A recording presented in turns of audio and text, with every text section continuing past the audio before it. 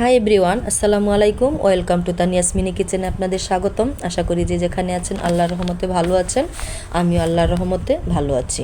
তো ভাই বোনেরা, আজকে আপনাদের মাঝে একটা রেসিপি নিয়ে হাজির হলাম। রেসিপিটি সম্পূর্ণ ঘরের তৈরি উপকরণ দিয়ে তৈরি করার চেষ্টা করেছি। রেসিপিটি নাম হচ্ছে চিকেন পপকর্ন। মাত্র এক টুকরো মাংস দিয়ে আমি এই রেসিপিটি বানিয়েছি। তো আশা করি ভিডিওটি আপনাদের ভালো লাগবে।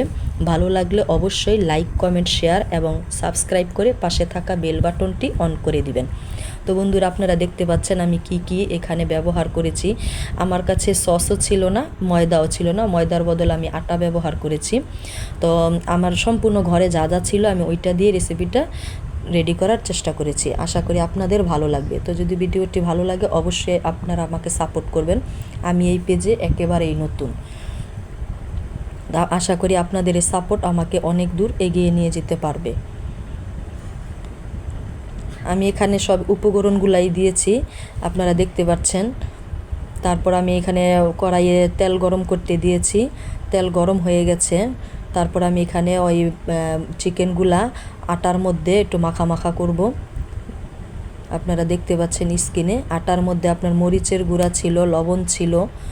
ঝালের জন্য আমি মরিচের গুঁড়াটা একটু বেশি ব্যবহার করেছি। এখানে আমি কর্নফ্লাওয়ার ব্যবহার করেছি। এভাবে হাতে চেপে চেপে আমি ছাঁকনি দিয়ে পানিতে ডুবিয়ে ছেঁকে নিয়েছি। আপনারা দেখতে পাচ্ছেন কিভাবে। অবশ্যই বাসায় ট্রাই করবেন, আশা করি আপনাদের ভালো লাগবে। কর্নফ্লাওয়ারটা দিলে এটা জুসি জুসি হয়, সেজন্য আমি আটার মধ্যে কর্নফ্লাওয়ার দিয়ে দিয়েছি যাতে একটু জুসি জুসি হয়।